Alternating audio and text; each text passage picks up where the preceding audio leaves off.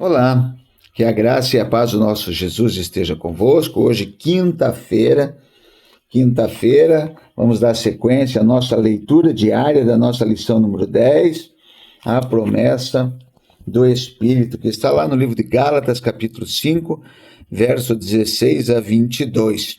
E tem como tema, nossa leitura diária, o Espírito Santo molda em nós o caráter de Cristo. Então, na Bíblia Sagrada, livro de Gálatas 5, 16 a 22. Digo, porém, andai em espírito e não cumprireis a concupiscência da carne. Porque a carne cobiça contra o espírito e o espírito contra a carne.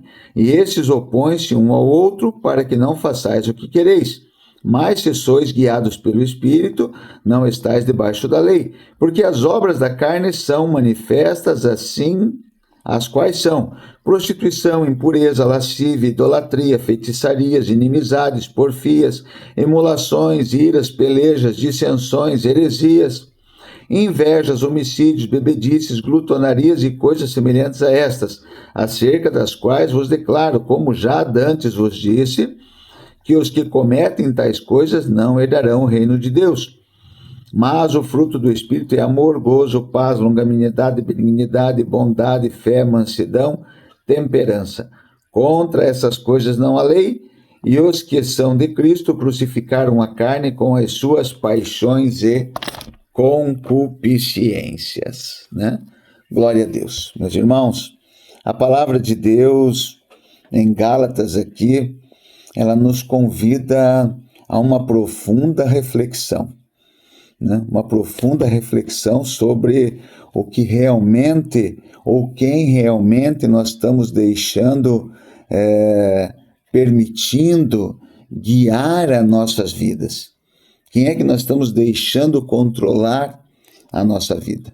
E o apóstolo Paulo vai começar dizendo, no verso 16, vivam pelo Espírito de modo que nenhum vão satisfazer os desejos da carne. Isso eu vou dizer que é um chamado claro para uma escolha diária na nossa vida. Existe em nós uma batalha constante entre a carne e o espírito. A carne, ou seja, a nossa natureza humana caída, ela nos quer puxar cada dia para estar longe de Deus. Nos inclinando ao egoísmo, à raiva, à impureza, à inveja, a essas obras da carne que foi relatado aqui. Mas o Espírito Santo, aquele que habita agora dentro da vida daquele que entregou a sua vida a Jesus Cristo, ele nos chama para uma vida diferente. Ele não apenas nos chama, não, mas agora ele nos transforma. Se nós formos lá no verso 22, ele vai dizer que o fruto do Espírito é amor, alegria, paz, paciência, bondade, fidelidade, mansidão, domínio próprio. E essas qualidades, elas não são apenas virtudes, não. Elas são expressões, vamos dizer assim, do caráter de Cristo. Quando nós olhamos para Jesus nos evangelhos, nós vemos exatamente esse fruto, o amor, só que um amor incondicional. Nós vemos na vida de Jesus Cristo, como nosso exemplo, alegria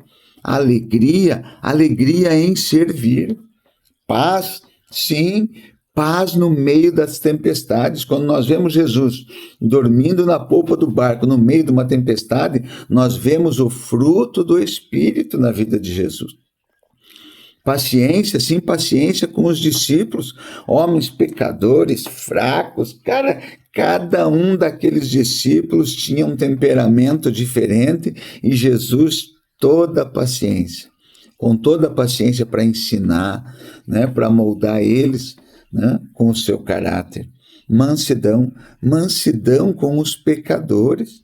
Irmão, você estar lá e olhar para aqueles homens todos e falar para Deus, Deus perdoa eles não sabem o que fazem. Mansidão, domínio próprio diante da cruz. E o Espírito Santo tem como essa missão, né? Tem como essa missão formar esse mesmo caráter em nossas vidas, nos moldar. Só que vale a pena nós notarmos algo importante que Paulo fala aqui. Porque quando Paulo vai falar do fruto do Espírito, ele não fala dos frutos do Espírito. Mas você vai dizer assim, mas aqui ele diz uma lista, né? Amor, paciência, temperança, benignidade, bondade, domínio próprio, mansidão.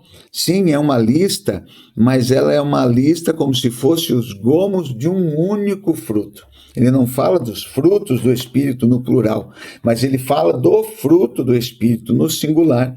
Isso porque nós não podemos escolher quais dessas, digamos assim, qualidades eu quero manifestar na minha vida. Não, o fruto do Espírito é um conjunto e o Espírito quer formar em nós todas essas qualidades. Como que? Como um reflexo completo agora de Jesus Cristo na nossa vida.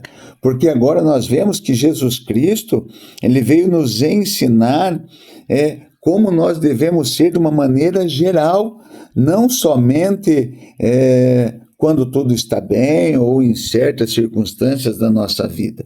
Não, eu não vou ter essas qualidades para mim alcançar uma benevolência ou alcançar alguma coisa do Senhor, ou, digamos assim, alcançar a salvação da minha alma. Não, justamente o fruto do Espírito é um conjunto de qualidades que eu vou ter na minha vida, justamente porque eu aceitei Jesus Cristo e agora o Espírito Santo de Deus está me transformando, moldando a minha mente, os meus olhos, os meus ouvidos, a minha boca, e isso agora está me levando a praticar, a ter essas qualidades. Só que isso não acontece somente por esforço próprio. Não, nós não conseguimos pelas nossas próprias forças. Amar quem nos ofende, ter paciência nas tribulações, manter a paz quando tudo ao redor está virado em guerra. Não, por isso Paulo diz, vivam pelo Espírito. Não é uma transformação externa, é algo que vai fluir de dentro para fora.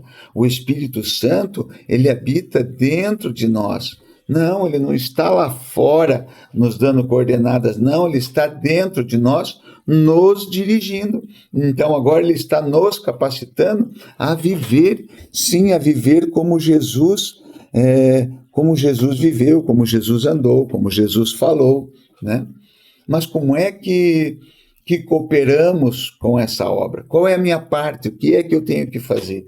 Nos rendendo diariamente ao Espírito Santo. Como é que eu vou fazer isso? É preciso orar, estar me comunicando com Ele, falando com Ele. O Espírito Santo molda o meu coração, transforma a minha mente e guia as minhas ações, mas eu tenho que pedir, tenho que colocar a minha vida na presença do Senhor e alimentar o meu espírito com a oração, sim, com momentos na presença do Senhor, com a leitura da palavra do Senhor Jesus, lendo a sua palavra, meditando na sua palavra, né? Em comunhão com os meus irmãos, sim, comunhão com os meus irmãos e obediência à vontade de Deus.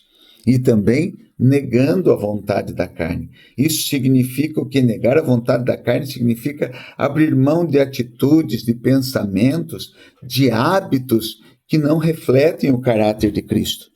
Mas como é que eu vou saber o que reflete o caráter de Cristo? Pergunte-se para você, o que Jesus faria no teu lugar nessa situação que você está vivendo. Meus irmãos, o mundo precisa ver Jesus em nós.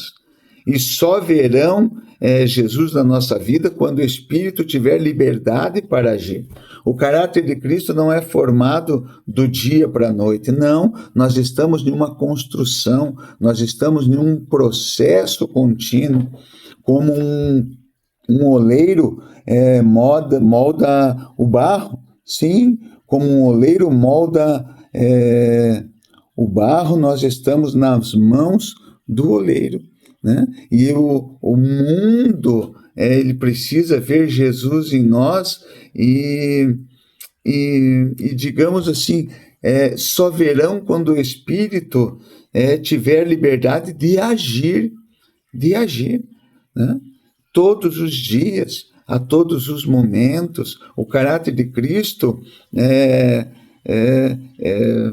é moldado dia a dia, através da leitura da palavra, através da minha confiança em Jesus, em todos os passos que eu dou na minha vida. Não é do dia para a noite, mas é dia a dia, e que nós possamos ser o barro. Assim como Jeremias, naquele dia, o Senhor falou para ele: ei, desce lá até a casa do oleiro. Desce à casa do oleiro e dá uma olhadinha, vê como é que o oleiro está trabalhando. E ele foi lá e olhou e via que o oleiro colocava o barro e de repente aquele barro desmanchava e ele fazia de novo conforme a sua vontade. Assim que nós possamos ser barro nas mãos do Espírito Santo, que é o nosso oleiro. Que ao olharem para nós, vejam em nós, possam ver em nós o amor, a paz, a mansidão, né? Os atributos de Jesus na nossa vida, e glorifiquem a Deus através de nós. Que você possa meditar na palavra do Senhor, que você possa ler a lição, meditar nessa lição hoje, né? E amanhã, sexta-feira, estaremos aqui novamente para a próxima leitura diária da lição número 10, a promessa do Espírito Santo. Fiquem todos com a graça e a paz do Senhor Jesus. Deus abençoe a sua vida, Deus abençoe o teu dia, dê um dia abençoado para você, para sua casa, para sua família, no seu trabalho. Deus vos abençoe, em nome de Jesus.